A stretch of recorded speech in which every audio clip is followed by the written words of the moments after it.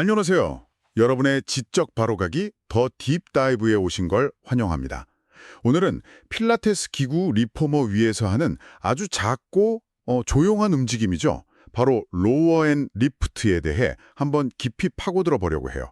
발뒤꿈치를 내렸다 올렸다 하는 겉보기엔 정말 단순하고 어쩌면 조금 지루해 보이기까지 하는 그런 동작이잖아요. 네, 맞아요. 아주 정적인 움직임이죠. 오늘 저희가 살펴볼 자료는 필라테스 전문가 캐롤라인 버거드 페미니의 인터뷰인데요. 그녀는 이 동작이 그냥 종아리 근육 좀 풀어주는 워밍업이 아니라고 아예 잘라 말하더라고요. 오히려 우리 몸의 자세, 안정성, 그리고 정밀함에 대한 모든 걸 적나라하게 드러내는 진실의 순간이라고까지 표현해요.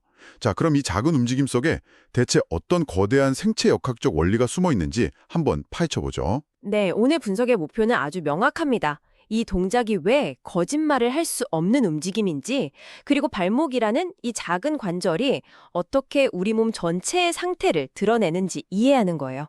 아마 이 시간이 끝나면 청취자께서 자신의 몸을 완전히 새로운 관점으로 바라보는 계기가 될 거라고 확신합니다. 좋습니다. 인터뷰에서 가장 먼저 제 호기심을 자극한 표현이 있었어요. 발목 관절을 지적인 관절이라고 묘사한 부분이요. 관절이 지적이라니 이게 무슨 뜻일까요? 그냥 뼈랑 뼈가 만나는 지점, 그 이상이라는 의미 같은데요? 아, 정확히 보셨어요. 핵심은 우리 발목이 그 문에 달린 단순한 경첩처럼 움직이는 게 아니라는 점에 있습니다. 인터뷰에서는 변형된 경첩이라고 표현하는데 이게 발목을 이루는 뼈 중 하나인 거골이라는 뼈의 모형 때문이거든요. 거골이요. 네, 이 뼈의 윗부분이 앞쪽은 넓고 뒤쪽은 좁은 약간 뭐랄까 사대리꼴 같은 비대칭 구조예요. 잠깐만요. 뼈 모양 자체가 앞뒤가 다르다고요? 그건 뭔가 의도적인 설계처럼 들리는데요? 그 작은 비대칭이 움직임에 그렇게 큰 차이를 만드나요? 바로 그게 핵심입니다. 그 구조적 차이가 움직임의 질을 완전히 바꿔놓죠. 먼저 발뒤꿈치를 내릴 때, 즉 발등을 정강이 쪽으로 당기는 족배 굴곡 상태를 생각해 볼게요. 네. 이때는 거골의 넓은 부분이 정강이 뼈랑 종아리 뼈 사이에 딱 들어맞게 돼요. 마치 잘 맞는 열쇠가 자물쇠에 끼워지는 것처럼요. 뼈끼리 꽉 물물리면서 구조 자체에서 오는 수동적 안정성이 극대화됩니다. 아주 안정적인 상태죠. 아, 그러니까 그 구간에선 뼈 구조가 알아서 안정성을 대부분 책임져 주는 거군요. 맞아요. 근데 반대로 발뒤꿈치를 들어 올릴 때, 즉 족저굴곡 상태가 되면 이야기가 완전히 달라져요. 어떻게 달라지죠? 이때는 거골의 좁은 부분이 관절 사이로 들어오면서 뼈의 지지력이 확 줄어들어요. 이제 뼈의 안정성은 기대하기 힘들어지고 이때부터는 오직 근육의 정밀한 제어를 통해서만 균형을 잡는 능동적 안정성이 필요한 영역으로 들어서는 겁니다. 마치 안정적인 바닥을 걷다가 갑자기 외줄 위에 올라선 것처럼요. 와, 그거 정말 흥미로운데요. 그러니까 이 하나의 동작 안에 두 개의 챕터가 있는 셈이네요. 뼈가 안정성을 보장해주는 안전 구간이랑 순전히 근육의 조절 능력과 지능을 시험하는 도전 구간으로요. 그 전환되는 순간을 인지하는 게 이 운동의 첫 번째 관문이겠어요? 바로 그거예요. 안정적인 상태에서 불안정한 상태로 넘어가는 그 찰나의 순간, 우리 몸의 신경근 시스템이 어떻게 반응하는지를 관찰하는 거죠. 거기서 그 사람의 정렬 상태나 조절 능력이 그대로 드러나게 되는 겁니다. 알겠습니다. 뼈의 구조와 근육의 역할은 이해가 됐어요. 근데 발 뒤꿈치를 내릴 때 뭔가 팽팽하게 당기면서 더 이상 내려가지 않게 막아주는 느낌이 있잖아요. 그건 근육인가요? 아니면 또 다른 뭔가가 있는 건가요? 아주 좋은 질문이에요. 바로 그 지점에서 인대와 관절낭 같은 구조들이 등장합니다. 인터뷰에서는 이들을 감각의 풍경이라는 아주 시적인 표현으로 설명하는데 이들이 단순히 관절을 뻣뻣하게 고정하는 고무줄이 아니라는 거죠. 감각의 풍경이요? 네. 예를 들어 발 뒤꿈치가 내려갈 때 인대가 점진적으로 팽팽해지면서 움직임이 과도해지지 않도록 막아주고요. 마치 레일처럼 안전한 방향으로 이끌어주는 안내자 역할을 해요. 근데 진짜 놀라운 건 이들의 감각적 기능이에요. 이 인대 안에는 압력, 속도, 늘어남의 정도를 감지하는 아주 미세한 센서, 기계 수용체가 빽빽하게 들어차 있거든요. 잠깐만요. 그럼 제 인대가 그냥 조직 덩어리가 아니라 일종의 센서 네트워크라는 말씀이세요? 저는 그냥 발목 삐끗하지 말라고 잡아주는 질긴 끈 정도로만 생각했는데요. 맞습니다. 그 센서들이 현재 관절이 어떤 상태인지, 얼마나 빠르게 움직이는지에 대한 정보를 1초에도 수십 번씩 뇌로 실시간 보고하는 거예요.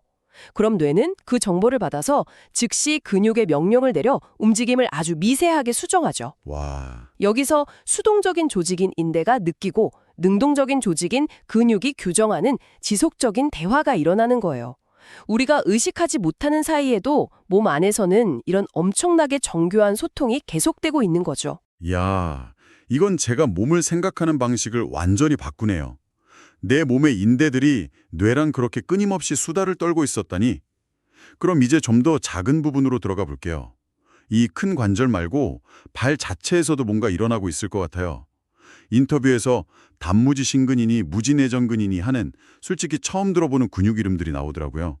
이 작은 근육들이 왜 조용한 연주자라고 불린 만큼 중요한가요? 대부분의 사람들은 종아리처럼 큰 근육에만 집중하지만 진정한 안정성과 정밀함은 바로 이런 작은 내재근들의 섬세한 조율에서 나오기 때문이에요. 이 두 근육이 발의 구조적 완결성을 지키는 핵심 역할을 하거든요. 이름이 너무 어려운데 좀 쉽게 풀어주실 수 있을까요? 예를 들어 무지내전근은 발의 가로아치를 유지하고 벨트 역할을 한다고 했는데 그게 실제 움직임에서는 어떻게 나타나는 거죠? 아, 좋은 비유예요. 발 뒤꿈치를 들어올릴 때를 한번 상상해 보세요. 만약 이 벨트 근육이 없다면 발 앞쪽 뼈들이 힘을 받으면서 옆으로 그냥 쫙 퍼져버릴 거예요. 마치 손가락을 쫙 편 채로 바닥을 밀려고 하는 것처럼 힘이 분산되겠죠? 아, 하지만 무지내전근이라는 벨트가 발 앞쪽을 딱 조여주면 발이 단단한 하나의 지렛대처럼 변해서 훨씬 더 안정적이고 강하게 바닥을 밀어낼 수 있습니다. 아하, 발을 하나의 단단한 단위로 묶어주는 거군요. 그럼 단무지 신근은요? 이건 엄지발가락을 조절한다고 했는데 엄지발가락 하나가 그렇게 중요한가요?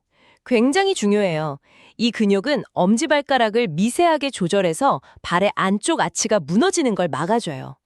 많은 사람들이 발 뒤꿈치를 들 때 발목이 안쪽으로 꺾이거나 바깥쪽으로 밀리는데 이 작은 근육이 엄지발가락 뿌리 부분을 바닥에 잘 고정시켜서 발의 안쪽 선이 무너지지 않도록 뭐랄까 지지대 역할을 해주는 거예요. 그렇군요. 결국 이 작고 이름도 어려운 근육들의 조화로운 협업이 없다면 발 뒤꿈치를 드는 움직임은 그냥 방향 없이 흔들릴 뿐 정밀한 운동이라고 할 수 없다는 의미네요. 정말 숨겨진 영웅들 같아요. 맞아요. 그래서 캐롤라인이 이들을 조용한 연주자라고 표현한 거죠. 눈에 띄진 않지만 전체 연주의 질을 결정하는. 자, 그럼 이제 이 운동의 하이라이트로 넘어가 보죠. 지금까지는 주로 발 뒤꿈치를 올리는 과정에 대해 이야기했는데 인터뷰에서는 오히려 중력에 저항하며 천천히 내리는 단계가 이 운동의 숨겨진 심장이라고 표현하더라고요. 왜 힘을 쓰는 것보다 감속하는 과정이 더 중요한 걸까요? 솔직히 내려오는 건 그냥 힘 빼면 되는 거 아닌가요? 바로 그 지점이 대부분의 사람들이 오해하는 부분입니다. 감속은 예술이라는 표현처럼 이 단계는 근육의 전혀 다른 능력을 요구하거든요. 바로 편심성 수축이라는 건데요. 편심성 수축이요? 네, 발 뒤꿈치를 내릴 때 종아리 근육이 그냥 힘을 탁 풀고 툭 떨어지는 게 아니에요. 근육의 길이는 계속 늘어나면서도 동시에 계속 힘을 발생시켜서 내려오는 속도를 정교하게 제어해야 하죠. 힘을 주면서 근육이 길어진다. 보통 힘 주면 근육이 짧아지잖아요. 그게 잘 상상이 안 가는데요? 그건 어떤 느낌에 가까울까요? 인터뷰에서 떨어지지 않으면서 스트레칭되는 느낌이라고 아주 멋지게 묘사해요. 제가 아는 한 스키 강사가 했던 말이랑 비슷한데요. 경사면을 그냥 미끄러져 내려오지 말고 눈을 계속 밀어내면서 속도를 제어하세요. 라고요. 중력에 그냥 몸을 맡기는 게 아니라 중력이라는 힘을 이용해서 근육을 더 길고 강하게 훈련하는 거죠. 아, 이건 단순히 버티는 걸 넘어서 아주 높은 수준의 신경근 조절 능력을 필요로 하는 매우 지능적인 움직임입니다. 아, 그 비유를 들으니까 이해가 확 되네요. 중력을 이용한 통제된 스트레칭 같은 거군요. 이제 그림이 점점 더 커지는 것 같아요. 이 운동이 결국 발목만의 운동이 아니라는 게 분명해지고 있어요. 인터뷰에서 고관절, 무릎, 발목의 정렬이 움직임의 척추와 같다고 했는데 예를 들어 고관절이 불안정하면 발목에 어떤 영향을 주나요? 그렇게 멀리 떨어져 있는데도요. 우리 몸은 하나의 사슬, 즉 키네틱 체인으로 연결되어 있어서 절대로 고립되어 일할 수 없거든요. 예를 들어 엉덩이 근육이 약해서 골반이 불안정하다고 해보죠. 그럼 걸을 때나 움직일 때 허벅지 뼈가 자꾸 안쪽으로 돌아가요. 네. 그럼 자연스럽게 무릎도 안쪽으로 쏠리게 되고 그 힘은 그대로 발목으로 전달돼서 결국 발바닥 아치까지 연쇄적으로 무너뜨리게 되죠. 도미노처럼 쓰러지는 거네요. 정확합니다. 반대 방향도 마찬가지예요. 스트레스로 가슴, 즉 흉곽이 잔뜩 긴장해서 호흡이 얕아져도 몸의 중심선이 깨지면서 힘의 전달 라인이 왜곡될 수 있거든요. 그 영향이 가장 아래에 있는 발목의 움직임에까지 영향을 줄 수 있는 거죠. 발끝에서 시작된 작은 불안정이 몸 전체로 퍼져나갈 수도 있고 몸의 중심부에서 시작된 문제가 발끝에서 증상으로 드러날 수도 있는 겁니다. 그래서 캐롤라인이 이 동작을 가르칠 때 발만 보지 말고 골반과 흉곽의 중립을 먼저 잡으라고 강조하는 거군요. 결국 이 단순해 보이는 발목 운동이 사실은 몸 전체의 정렬과 협응력을 테스트하는 종합진단 키트 같은 거였네요. 숨을 곳이 없겠어요. 맞아요. 그래서 이 운동이 수십 년 운동한 숙련다에게조차 완결성 테스트가 된다고 하는 거예요. 다른 큰 동작들처럼 속임수를 쓰거나 다른 근육으로 보상작용을 하기가 거의 불가능하거든요. 그 사람의 호흡, 중심부 안정성, 신체 인지 능력, 미세한 조절 능력을 있는 그대로 보여주죠. 네. 오늘 우리는 로어 앤 리프트라는 아주 작은 움직임을 통해서 우리 몸이 얼마나 정교하고 통합적인 시스템으로 이루어져 있는지 정말 깊이 있게 살펴봤습니다. 뼈의 비대칭 구조가 만들어내는 안정성의 변화부터 인대가 뇌와 나누는 섬세한 대화, 또 눈에 보이지 않는 작은 근육들의 조화로운 연주, 그리고 감속의 미학까지 정말 놀라운 여정이었네요. 인터뷰에서 캐롤라인이 이런 말을 남겼죠. 정밀함은 몸에 대한 감사의 한 형태다. 이 운동은 단순히 근육을 쓰는 행위를 넘어서 온전한 의식과 존중을 요구하는 우리 몸과의 깊은 대화와 같아요. 대충 빨리 해치울 수 있는 운동이 아니라는 거죠. 몸에 대한 감사의 한 형태라니 정말 멋진 말이네요. 그럼 청취자 여러분께 마지막으로 생각해볼 질문을 하나 던지면서 마무리할까 해요. 우리가 일상에서 무심코 걷거나 서 있을 때 우리의 발과 발목은 과연 어떤 대화를 나누고 있을까요? 오늘 우리가 나눈 이야기처럼 우리 몸의 가장 낮은 곳에서 조용히 일어나고 있는 이 섬세한 소통에 잠시 귀를 기울여보는 것은 어떨까요? 오늘 함께해 주셔서 감사합니다. 지금까지 더 딥다이브였습니다.